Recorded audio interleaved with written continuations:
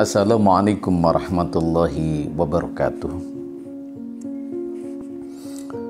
Saudara-saudara, dalam daring yang ke-8 ini kita akan membahas tentang amaliyah Ahlus Sunnah wal Jamaah atau Nahdlatul Ulama, yakni bagaimana hukum pujian setelah azan. Seringkali kita dengar bahwa pujian yang dilantunkan setelah azan, yang ada di surau-surau, yang ada di musola, yang ada di langgar-langgar itu dilantunkan oleh anak-anak kita atau bahkan sampai orang tua.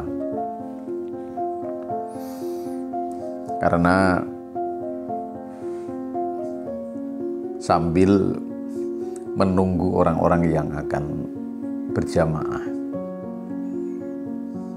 Nah, apakah yang dilakukan oleh mereka bertahun-tahun yang diajarkan oleh para masyayikh, para kiai kita, itu merupakan perbuatan yang tercela atau tidak baik? Atau apakah itu merupakan sebuah kebid'ahan? Maka di sini akan kita memberikan penjelasan tentang persoalan tersebut sehingga tidak menjadi sebuah perbincangan di masyarakat yang tidak memahami pengetahuan itu, yang tidak memahami dasar itu, dan tidak memahami tentang dalil yang digunakan untuk mereka melakukan kegiatan itu.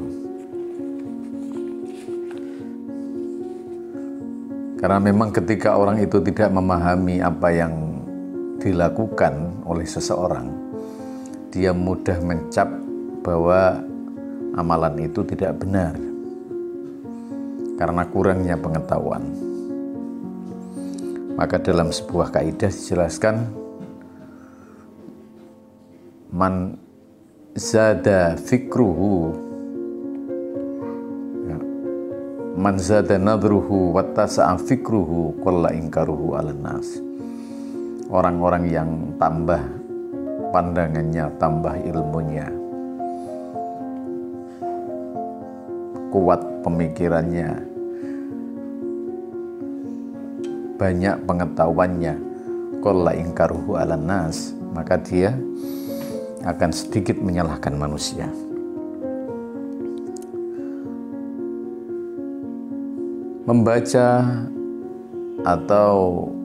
Membaca pujian atau mengumandangkan pujian-pujian, lagu-lagu, baik itu sholawat maupun yang lain setelah adzan menuju sholat, itu hal yang boleh atau mubah.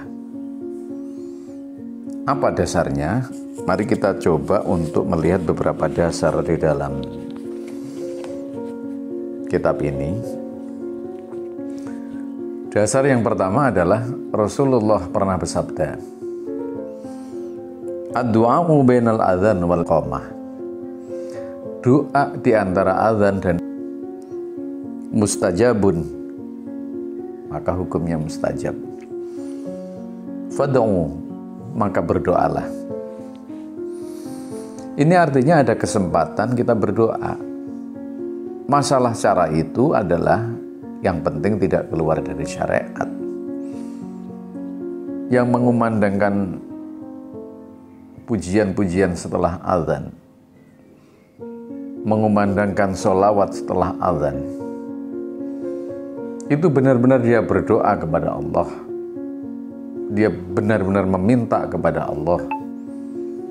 Ada Rabbana atina fid dunya hasanah wa fil akhirati hasanah wa qina adzabannar.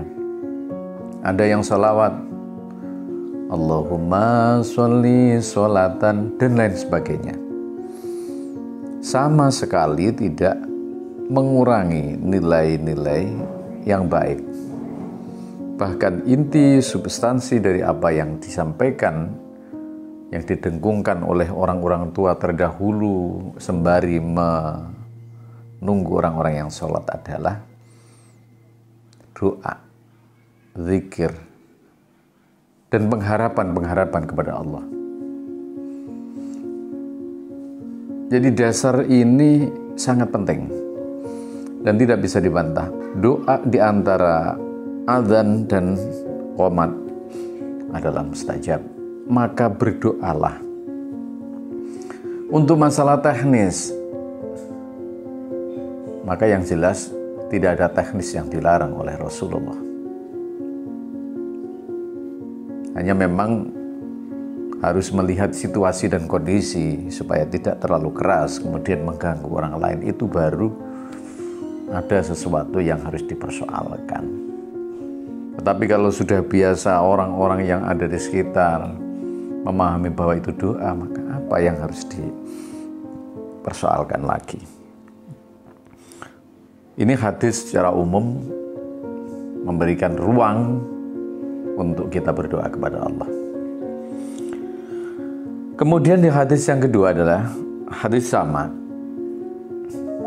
insyadus sya'ri, ya, mengumandangkan lagu, membaca sholawat setelah azan. An Sa'id ibn al-Musayyab qala marra Umar bin Hasan bin Thabit wa yanshidu. Dari Sa'id bin Musayyab, Sayyidina Umar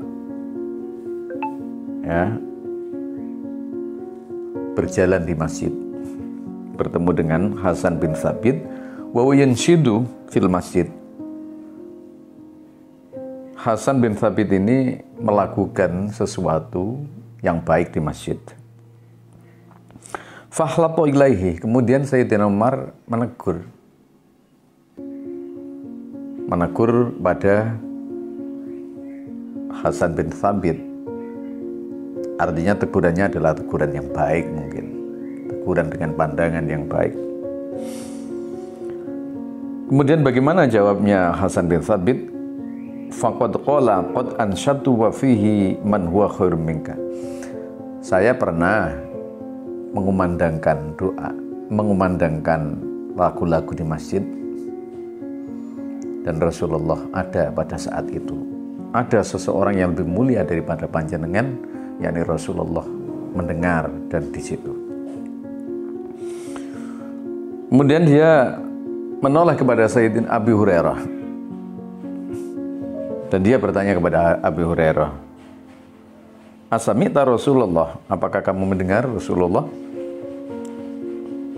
Kemudian ini Hasan melanjutkan perkataannya, ya Allah, mudahkan engkau menguatkannya dengan ruh Al-Qudus. Abu Hurairah menjawab, ya benar, aku telah mendengarnya. Artinya ada semacam lisensi yang menjadi sebuah legitimasi kebolehannya untuk azan. Setelah azan diselingi dengan lagu-lagu atau pujian-pujian yang ada di dalam masjid atau di musola atau di langgar, kemudian baru setelah itu qomat. Artinya bahwa tidak ada larangan sama sekali, tidak ada pembid'ahan sama sekali. Kita biarkan mereka, satu, untuk syiar agama, yang kedua untuk melatih anak-anak supaya dia hafal tentang sebuah konsep tentang syariah. Karena banyak lagu-lagu dan pujian-pujian itu mengingatkan kita agar kita lebih baik dan agar kita semangat untuk beribadah, bahkan berjamaah, untuk melakukan kebaikan-kebaikan. Demikian, semoga tidak ada lagi kebingungan-kebingungan tentang pujian-pujian setelah azan. Dan ini adalah dasar dasar yang tidak bisa terbantahkan. Wallahul muwaffiq ila aqwamit thoriq. Wassalamualaikum warahmatullahi wabarakatuh.